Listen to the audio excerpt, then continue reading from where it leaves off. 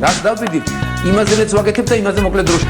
შეიძლება მართლაც ევროპაც გავავოცო. Поздравляю весь личный состав. კარგი მანევრია ძალიან. იაპონიაში გადაცემდა. ვაშა გადაცემა მოგესალმებათ. თენგიზ გოგოტიშვილის პოდკასტი. თუ აქამდე არ გამოგიწერიათ, აუცილებლად მოიწონეთ და აუცილებლად გამოიწერეთ ნებისმიერ პლატფორმაზე: YouTube-ზე, Facebook-ზე, Instagram-სა და TikTok-ზე.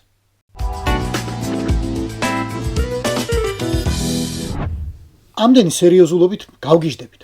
ამიტომ ცოტა თამაშს გთავაზობთ. გონების სათამაშოს. დაუშვათ, ჰიპოთეტიურად რომ ტრამპმა ხვალ გასცა ბრძანება და დელტას დანაყოფმა ან დევგრუმ ან რამე სხვა სპეციალურმა დანაყოფმა ვერტფრენებითა და თვითმფრინავებით დაარღვია საქართველოს საჰაერო სივრცე. სადმე? ჰიპოთეტიურად იმერეთში. ან იმერეთის საზღვარზე, აბასტუმანთან მაგალითად. ან თუნდაც სოლოლაკში. ან კარგი ხულოში იყოს. ჩაატარა სპეცოპერაცია, დაიჭირა და სადმე წაიყვანა კონკრეტული ინდივიდი. ვინც სადმე, რომელიმე ქვეყანაში მიისაკუთრა ძალაუფლება. სადმე, რომელიმე ქვეყანაში გააყალბა არჩევნები, მიიტაცა პარლამენტი და მთავრობა. ვინც სრულიად ღიად უღალატა ქვეყნის ინტერესებს და მის კონსტიტუციას. ჰიპოთეტიურად. უღალატა და გადაუხვია მაგალითად ვალდებულებას ატლანტიკური ინტეგრაციის. ვთქვათ, ჰიპოთეტიურად. ტრამპის სპეცრაზმა საქართველოში დააკავა კაცი, ვინც თავისუფლებაზე აღარ დატოვა არც ერთი პოლიტიკური ლიდერი. ყველა დააპატიმრა.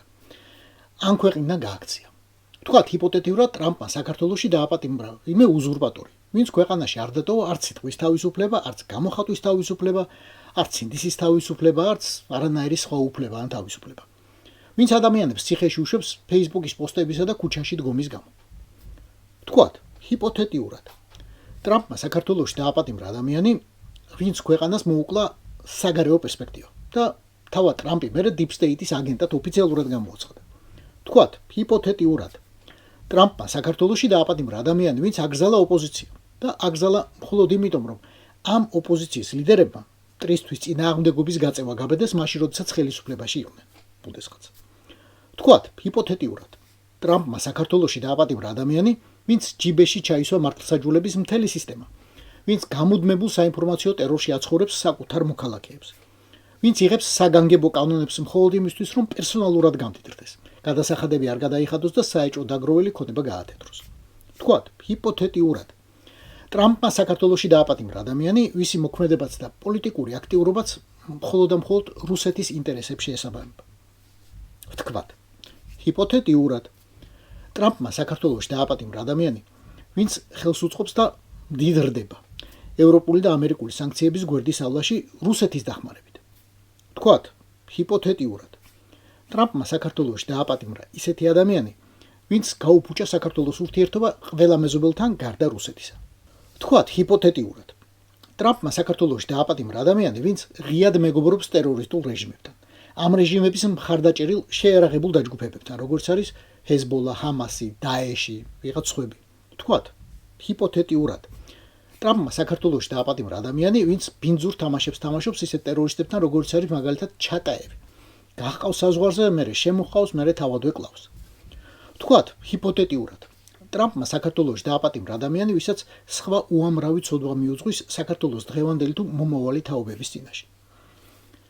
დაიდათ ახლა გულზე ხელი და უპასუხეთ ერთ მარტივ კითხვას. გაბრაზდებით თუ არა ამის გამო ტრამპზე?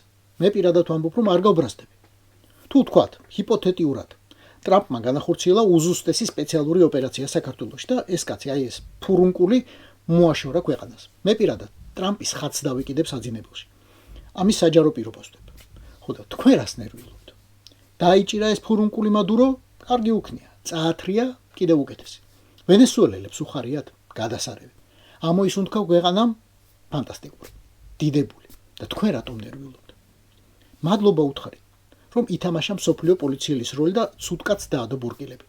და ვთხოვოთ, რომ ამ როლიდან არ გამოვიდეს. ოღონდ ცუდი და კარგი კაცებისა და ქალების გარჩევა არასდროს შეეშალოს. ცუდი და კარგი ქვეყნებისა და რეჟიმების გარჩევა არ შეეშალოს. არც ერთს არ ასცდეს. ვის რას იმსახურებს.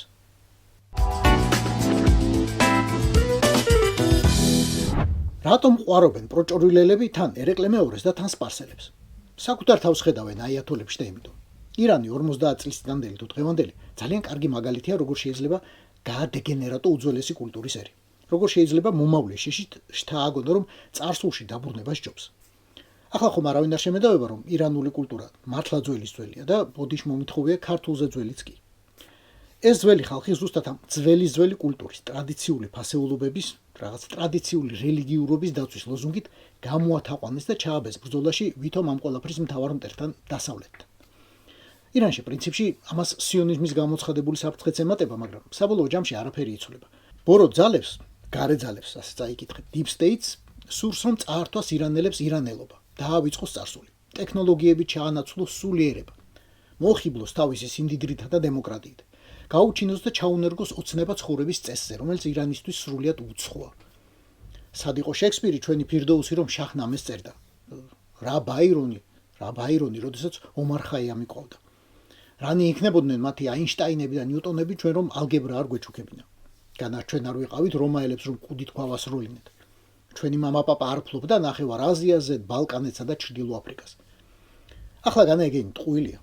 ყველაფერი ირანელთა უზარმაზარი წვლილია კაცობრიობის ისტორიაში და ამის გარდა კიდევ უამრავ. და ამ ხელა კულტურისა და ისტორიის ერი, რომელსაც პროგრესის შანსი ჰქონდა ბნელეთის მოციქულებმა, პოლიტიკოსებად ქცეულმა კლერიკალებმა და კლერიკალებად ქცეულმა პოლიტიკოსებმა დროში უბრალოდ უკან დააბრუნეს, ან გაჭედეს. ვინ როგორ შეხედავს?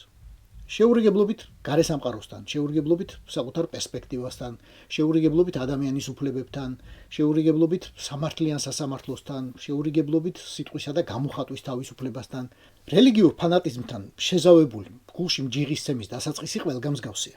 როგორ ბედავენ ქალები გადაკიდებული ჩანთის ბალთა ძუძუებს შორის ატარონ. და მერე გრძელდება ადამიანი არაფერია და არაფრის უფლება აქვს თუ სახელმწიფო არ დართავს რამის ნებას. მერე ისმის რაღაც ისტერიკა. მე სანქციების არ მეშინია, მე ბოლომდე ვიბრძოლებ, ვის რა თუნდა მაგათი უვიზო, ჩემი ბუნებაც ლამაზია, ბალახ შევჭა, მაგრამ დასავლეთს არ დავნებდები. ბოლოს კი როგორ მთავრდება, ეგეც ბევრჯერ ბევრგან გვაქვს ნანახი და ბევრ ტირანს აქვს ნაგრძნობი სხეულის სხვადასხვა ნაწილით. მაგრამ მაშინ უკვე უსაშველოდ გვიანია ხოლმე, როგორც წესი.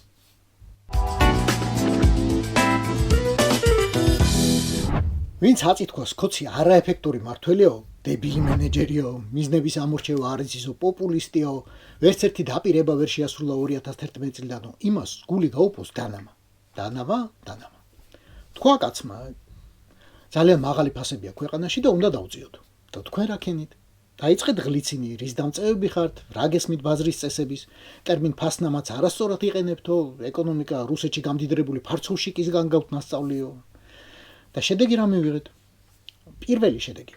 სუსმა დაიწყო გამოძიება, რატომაა საქართველოში უფრო მაღალი ფასები ვიდრე ევროკავშირში. სუსმა ხალხო, მაიორი მამუკა მდინარაძე პირადად კურირებს გამოძიებას ახლა. მეორე შედეგი, შეიქმნა სამთავრობო კომისია. იმ ხალხისგან, ვინც თავს მთავრობას უწოდებს.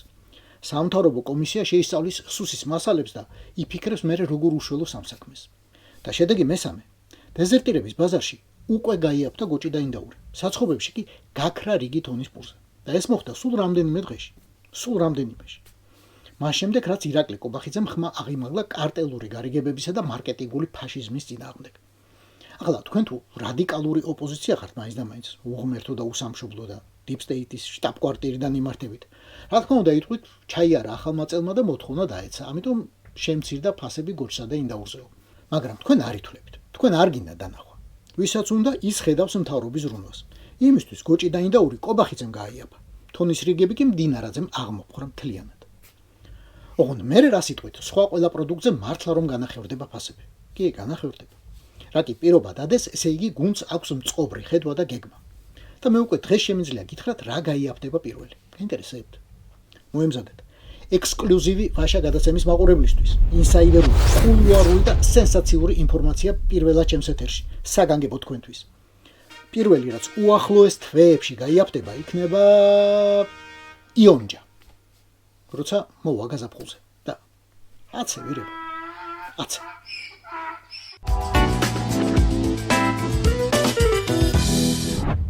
ნათელია რომ საქართველოში დემოკრატიულობის პრობლემა არ არსებობს.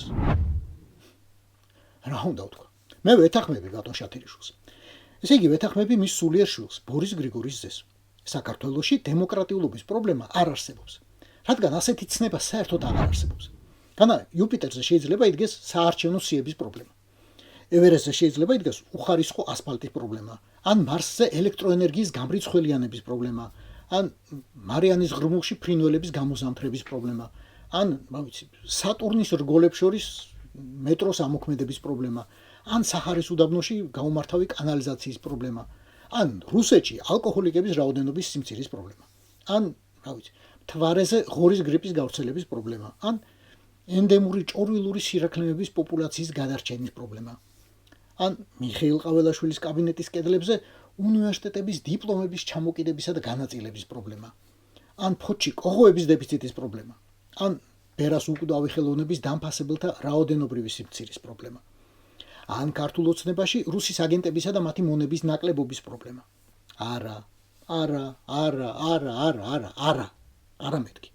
ზუსტად ასევე, საქართველოში არ შეიძლება იდგას დემოკრატიის პრობლემა.